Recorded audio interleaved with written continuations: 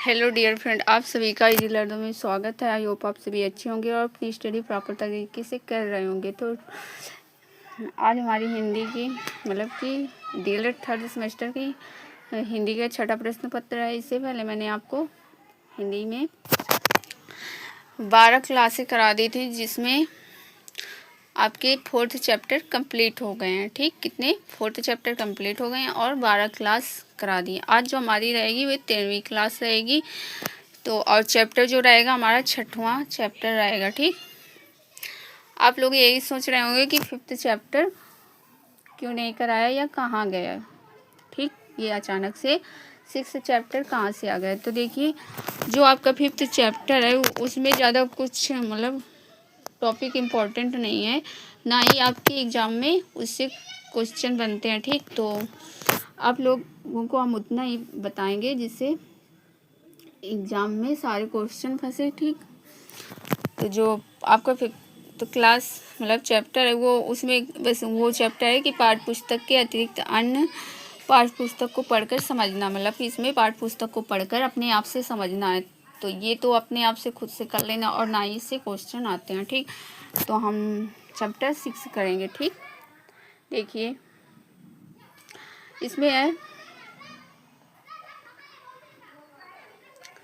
इसमें औपचारिक अनौपचारिक परिस्थितियों के अनुरूप हम लोग समझेंगे कि औपचारिक क्या है, अनौपचारिक क्या है, इनकी परिस्थितियों के अनुरूप क्या क्या चीज़ें हैं। ठीक, देखिए कथन, किसी भाव या विचार को व्यक्त करना कथन कहलाता है। क्या है? किसी भाव या विचार को व्यक्त करना कथन कहलाता है। जैसे देखिए, अपने हृदय से उठने वाले भावों को कथनों के द्वारा व्यक्त किया जाता है। कथनों को निम्न दो भागों में बांटा गया। कथनों को निम्न दो भागों में बांटा गया। फिर से देख लेते हैं डिफिनीशन। इसमें किसी भाव या विचार को व्यक्त करना क्या कहलाता है? कथन कहलाता है। जब हम अपने किसी भाव या विचार को व्यक्त करते हैं या दर्शाते हैं तो उसे हम क्या कहते हैं? कथन कहते हैं। कहकर अपने जब विचार या भाव जब व्यक्त करते हैं तो कैसे व्यक्त करते हैं? बोल कर व्यक्त करते हैं। ठीक, कह कर या कथन कर कर व्यक्त करते हैं। ठीक, आगे देखते हैं। अपने हृदय से उठने वाले अपने मन से उठने वाले या अपने मन में उठने वाले सवालों को या क्वेश्चन को कथनों के थ्रू व्यक्त करते हैं। कथने कि जब जो हमारे मन में सवाल उठते हैं तो उनको हम कैसे व्यक्त करते हैं? बोलकर। ठीक, किसी से बोलकर अपने कथनों को हम लोग व्यक्त करते हैं। ठीक, कथनों को निम्न दो भागों में बांटा गया है। जो कथन है इनको किस में बांटा गया है? निम्न दो भागों में बांटा गया। देखिए दो भाग कौन कौन से हैं। जो हमारा पहला भाग है वो औपचारिक कथन है, उसके बाद जो सेकंड भाग है वो अनौपचारिक कथन है। ठीक, तो देखते हैं औपचारिक अनौपचारिक में क्या क्या डिफरेंट है। देखिए आगे। औपचारिक कथन शिष्टाचार के रूप में जिस भाषा का या जिन शब्दों का प्रयोग किया जाता है उन्हें औपचारिक कथन कहते हैं। देख लेते हैं फिर से। औपचारिक कथन जो होते हैं वो कैसे होते हैं? शिष्टाचार के रूप में जिस भाषा का या जिन शब्दों का प्रयोग किया जाता है। शिष्टाचार जानते हो? शिष्टाचार मीन्स सम्मान, अगले का, किसी दूसरे को सम्मान करते हुए जब हम उसके सामने कोई चीज़ व्यक्त करते बोलते हैं उसी को हम औपचारिक कहते हैं। जैसे एग्जाम्पल के थ्रू देखिए, जैसे है सम्मान सूचक शब्द। क्या है? सम्मान सूचक शब्द। तो देखिए सम्मान सूचक शब्द कौन कौन से हैं? जैसे पूज्य, माननीय, मान्यवर, मान्य, पूजनीय, आदरणीय, महोदय, श्रद्धेय, महोदय। ये आपके क्या हैं? ये आपके सम्मानी सूचक शब्द हैं। ठीक, तो आपको लोगों को यहाँ तक सारा कुछ समझ में आ गया होगा। अब देखते हैं अगला।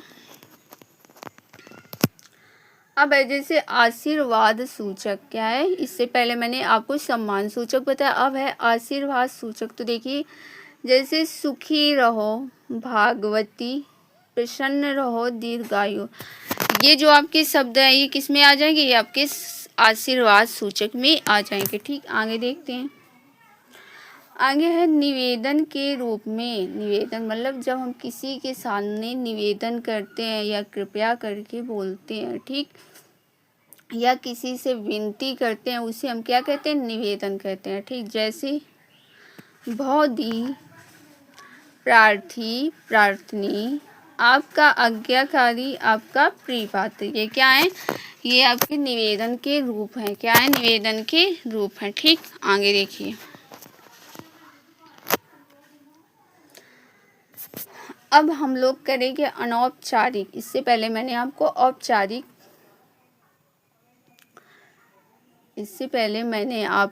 औपचारिक बताया। ठीक, अब आगे देखेंगे अनौपचारिक।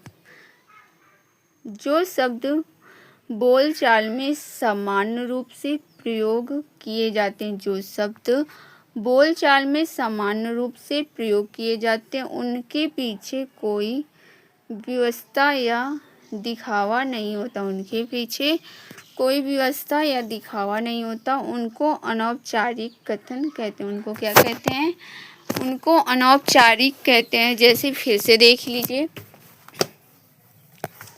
जो शब्द बोलचाल में सामान्य रूप से प्रयोग किए जाते हैं, उनके पीछे कोई व्यवस्था या दिखावा नहीं होता, उनको अनौपचारिक, मतलब कि जब हम कोई शब्द बोलते हैं तो इसमें अनौपचारिक में क्या होता है, ये शब्द समान रूप से बोलचाल की भाषा में होते हैं, इनमें किसी भी प्रकार का कोई दिखावा नहीं होता, मतलब कोई भी ऐसे शब्द नहीं बोले जाते जिससे कि दिखावा टाइप लगे, या मतलब जैसे कि कोई बनकर बोल रहा है, ठीक, ऐसा कुछ महसूस ना हो। ठीक है, इससे हम अपने मन की इच्छा दूसरे के सामने रख सकते हैं। क्या है, इससे हम अपने मन की इच्छा को दूसरे के सामने रख सकते हैं। जैसे परस्पर वार्तालाप, माता पिता, भाई बहन, मित्र, पत्नी। ठीक, स्थल पर जैसे कि मंदिर, जैसे कि घर, मंदिर, अस्पताल, ये क्या है, स्थल। ठीक, आगे देखते हैं। नोट देखिए, किसी भाषा का स्वरूप अनिश्चित होता है। किसी भाषा का जो स्वरूप होता है वो अनिश्चित होता है। जैसे ये आपको 2016 में पूछा गया है। जैसे नंबर 1, औपचारिक, अनौपचारिक, लिखित, इनमें से कोई नहीं। ठीक, तो ये आपको खुद से करना है। ठीक है, औपचारिक, इसे हम बोलते हैं फॉर्मल। क्या बोलते हैं, फॉर्मल। ठीक, औपचारिक को इंग्लिश में बोलते हैं फॉर्मल। इसका प्रयोग देखिए हम लोग कहाँ कहाँ करते हैं, इसका प्रयोग करते हैं जैसे कि दोस्त,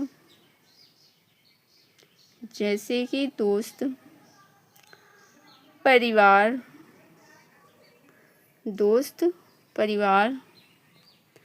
और रिश्तेदार। ठीक, जो आपका औपचारिक होता है फॉर्मल, ये इसका प्रयोग हम दोस्त, परिवार प्लस रिश्तेदारों से कर सकते हैं। ठीक है, आगे देखते हैं। आगे है अनौपचारिक। क्या है, अनौपचारिक। देखिए अनौपचारिक, इसको हम कहते हैं इनफॉर्मल। क्या कहते हैं,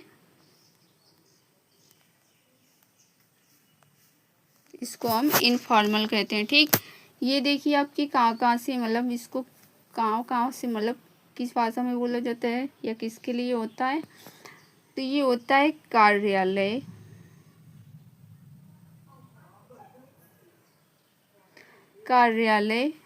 अधिकारी,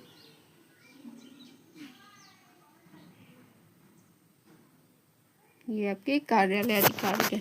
तो आप लोगों को औपचारिक अनौपचारिक बहुत ही अच्छे से क्लियर हो गया होगा। ठीक, जैसे औपचारिक फॉर्मल जो होता है उसे हम किसमें, दोस्त, परिवार और रिश्तेदार के लिए यूज करते हैं, ठीक। और जो अनौपचारिक होता है इनफॉर्मल, ये आपका जैसे कि कार्यालय अधिकारी के लिए यूज किया जाता है, ठीक। तो जो आपका 6 चैप्टर था वो आपका कंप्लीट हो गया, बस इतना ही था। चैप्टर कंप्लीट हो गए होंगे और अच्छे से क्लियर भी हो गया होगा। तो आज की जो क्लास थी यहीं तक थी, मिलते हैं नेक्स्ट क्लास में, तब तक के लिए take care, bye bye, see you soon.